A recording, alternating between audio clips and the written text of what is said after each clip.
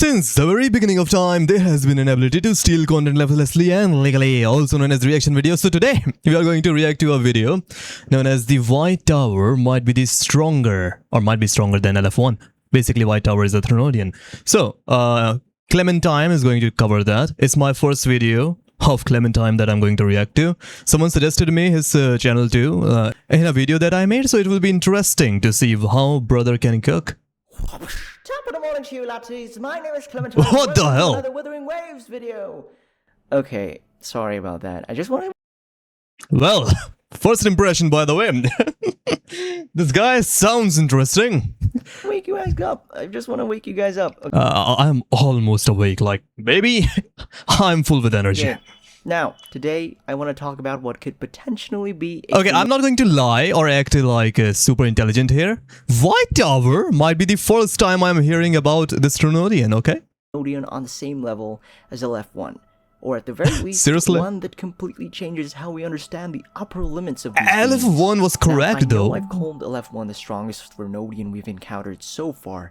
The embodiment of erasure is already terrifying enough. But hidden away inside one of Withering Waves' permanent events is a mysterious entity that almost nobody talks about. I mean, Permanent event. Is he going to talk about the theater thingy? If he's going to talk about the theater thingy, holy fudge! I don't think that any normal being pay attention to that event. Like a few people talk about, and the deeper I look into it, the more I became convinced that it might be one of the most important pieces of lore in the entire game. You see, every Threnodian we've encountered so far embodies a concept. Overfrax embodies war, Leviathan embodies assimilation, Aleph-1 embodies erasure. They're not just monsters, they're okay, already got some new information. Maybe I just play the game with my eyes closed. ideas given form. Which brings us to the White Tower. Unlike the other Threnodians, the White Tower isn't found in the main story.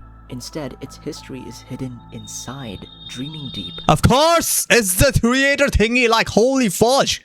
It was annoying. Like, I've not even completed the entire event yet. Solaris Film Festival. To quickly summarize the event, Rover is approached by the Ivory and Ebony gatekeepers, the black and white? of the Somnoir. They received something that should be impossible. Cat, the black and white cat. Invitation originating from a dream. Following the invitation leads Rover into the Solaris Film Festival, a strange layer of the Somnoir where stories, dreams, and memories are turned into films. At first, it seems harmless, until you realize something is deeply wrong. The gatekeepers themselves admit that dreams should never be able to manifest in reality, yet somehow something inside Yeah, but I think the concept was also touched in the new Cyberpunk collab. Somnoir has begun crossing that boundary, and that's when we learn about the White Tower. Long ago, Solaris possessed a dazzling civilization. A civilization so... Oh wait, so that's where he got the image from, like the Chinese beta, like, yeah, closed beta, sorry. What does Chinese beta even mean? Closed beta. Okay, from Tekken? bright and Okay, why am I reading Taken as Tekken? prosperous. Might be Something addicted. was drawn toward it. The records simply describe it as it. The White Tower.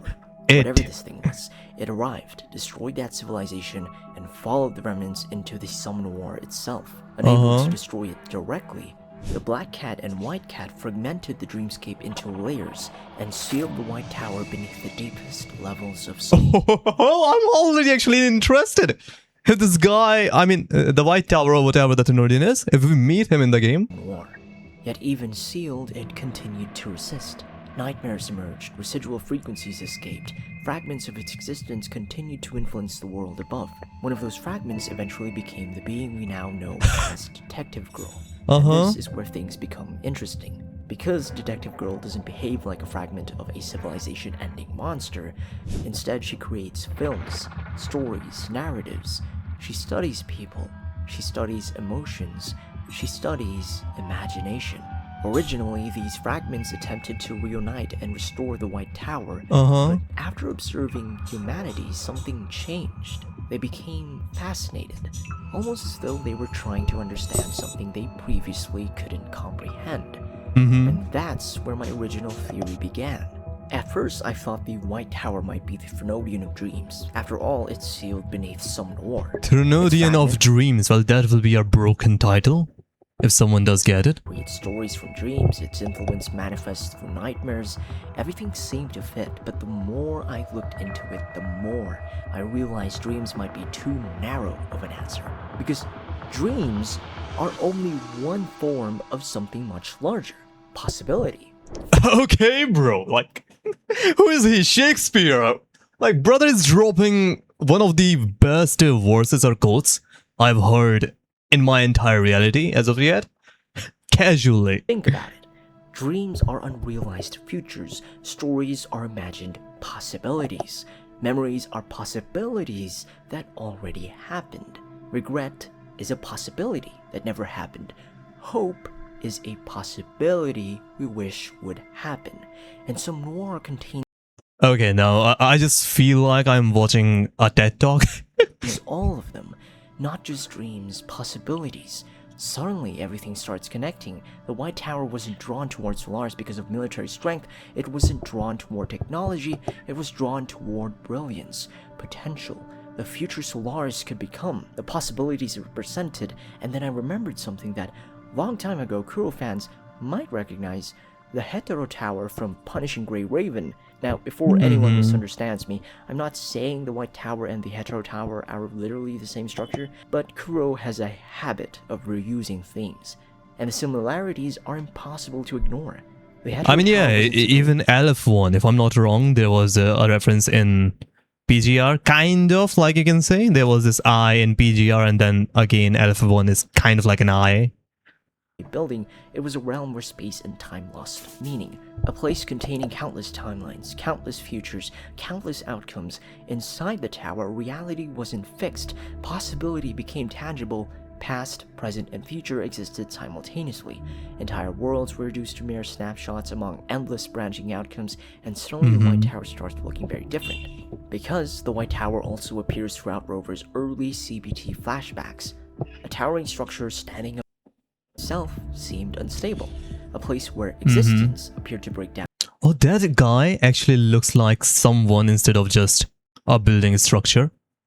So, was he introduced in the closed beta? Where existence appeared to Then he might not be the next Threnodian. He might appear later or towards the end of the story, maybe. break down around it. Sound familiar? Maybe Kuro has been showing us this thing from the beginning, not as a monster, but as a force tied to reality itself. And that's why I think dreams are only part of the answer. The true embodiment may be possibility itself, the infinite collection of everything that was, everything that is, and everything that could be. Which also explains something else, the detective girl. Because if the White Tower truly embodies possibility, then why would its fragment become obsessed with stories? Simple. Stories are humanity's greatest expression of possibility. Every story begins with the same question: what if? What if a hero wins? What if they fail? What if they sacrifice themselves? What if tomorrow is better than today? Stories allow humans to explore realities that don't exist, to imagine futures that haven't happened, to create possibilities from nothing. And that leads to one final theory. I know, it's short. What if the White Tower wasn't trying to understand dreams? What if it was trying to understand humanity? A Threnodian trying to understand humanity. Okay. I think I'm in no place to argue with a guy who has actually read every single text. Because there's another way to interpret its behavior. Not as dreams, not as imagination, but as logic. Perfect observation, perfect calculation, perfect analysis. A Threnodian with a brain will go so hard.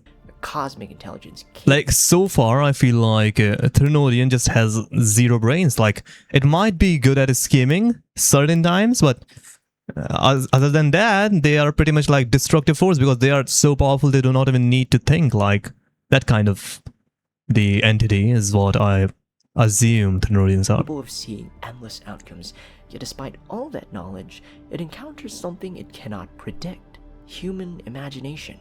Human fiction, the ability to believe in possible futures, to fight for...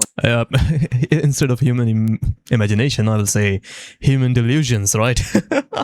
Like, the amount of delusions are definitely above than the imagination. Ideals, to dream despite overwhelming odds, to create meaning where none should logically exist. Humanity's greatest weapon isn't strength, it isn't technology, it isn't resonance, it's fiction.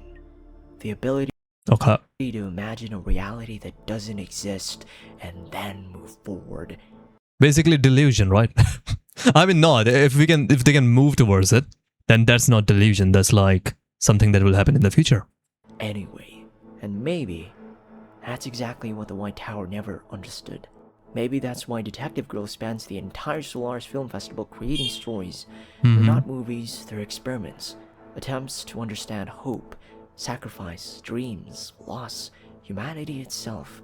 Which leaves us with a terrifying possibility. What if the White Tower wasn't attracted to Solaris because of what humanity had become? What if it was attracted to what humanity could become? Because if that's true, then the White Tower isn't merely a Threnodian of dreams. Dreams are only one manifestation of its power.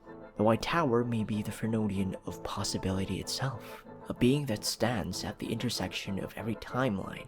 That's correct. Every future, every dream, every story, and every reality that could ever exist. Aleph-1 erases existence. Leviathan assimilates existence. Overthrax wages war upon existence, but the White Tower decides what is possible. Okay. And honestly, It's kind of like a daddy of every single Threnodian then. that's where I want to leave this discussion, because whether the White Tower is truly the Threnodian of possibility, dreams, logic, or something even beyond our current understanding, one thing is clear. Kuro isn't presenting it like a normal Threnodian. Everything surrounding the tower feels ancient. Like Sauron from The Lord of the Rings. You cannot die. Hey, no spoilers, okay? I'm still reading the Lord of the Rings book. Currently, like, I have no idea what goes on in Lord of the Rings. Initially, I thought, like, there will be a ring that everyone just wants. That's what the initial interpretation is in my mind from the name alone. But yeah, I've started reading it. Currently, I'm reading Hobbit. I have, like, read it halfway through. But yeah, many are also saying, like, why are you just not watching the media that is available? I think the text book that is written by the author himself will be more canon, if that makes sense. I know it's a bad way to like compare things, but it's almost mythological. And what's fascinating is that humanity has always been a You know what? Let me make some sort of like a dumb assumption. Although I know nothing about this guy that is the White Tower. What if he's actually like a sentinel? Like, he does not sound like a bad guy as of yet. obsessed with towers. The Tower of Babel in biblical tradition represented humanity's ambition to reach the heavens. In philosophy and literature, towers often symbolize the pursuit of knowledge, enlightenment, and forbidden understanding. Even in modern fiction, from Dark Tower to countless science fiction stories, towers are often portrayed as places that connect worlds, realities, timelines, and possibilities beyond human comprehension. Maybe that's why the White Tower feels so unsettling, because it's not simply a monster, it's a symbol, a structure that stands at the edge of what humanity can understand, a monument to possibility itself. And perhaps that's why Solaris attracted its attention, not because of what humanity had accomplished, but because of what humanity could still become, the future, the unknown, the endless possibilities ahead. And honestly, if this theory ends up being even remotely true, then I don't think we've even begun to understand the role the White Tower will play in Rover's story. But that's just a theory, a Wuthering Waves theory. Now that was genuinely insane. If what he actually said comes true, then that will be correct, buddy. That might be one of the best lore videos from Wuthering Waves I have ever consumed. And I'd love to hear what you guys think. Subscribe to this guy if you have not already, Clementine.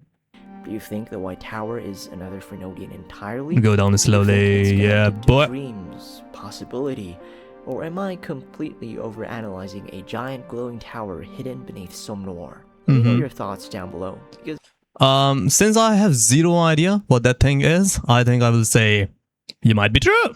Or maybe he's not a Threnodian. I mean, is it mentioned that White Tower is a Threnodian? If it is mentioned, then he's of course a Threnodian, but Okay. I generally love to read them. And if you enjoyed this deep dive, well, sort of, into one of Wuthering Waves' most mysterious pieces of lore, consider becoming a channel member. It directly supports the channel and helps me keep making these long-form lore videos. Go and support this guy, okay? He's lovely, he's kissable. I mean, I'm not going to kiss you if you don't allow it. Okay, there we go, Clementine. Go and subscribe to this guy. He has made a lot of videos. Hyuki might be one of the strongest Wuthering Waves character. I already know that. We finally know the other Sentinels of Huanglong. I'm going to watch that thingy. Of course, I'm not going to consume every single piece of content this guy has posted. So go and watch on his channel if you have not already. And okay, I have not subscribed. What the fudge? There you go. Okay, there we go. I've searched for it myself. Tower of Adversity guide. They have zero idea about it. Aleph-1. Okay. Even Google do not know anything about it. Like, what the fudge? Is he the first guy that actually covered about White Tower? Like, okay, let me search. Threnodian. The spelling might be wrong. Okay, that's the first video out there. Vuva. Yup, the only video about it. The White Tower might be stronger than Aleph-1. Holy fudge, bro, you are the only one who created that thingy. Like, even in the Wikipedia, okay, must include White Tower, missing White Tower. The Threnodian, the entire article about Threnodian on fandom of Wuthering Waves. Missed the term White Tower, like, who is this guy? Kuro himself? Okay, regardless. Thanks for watching and bye-bye.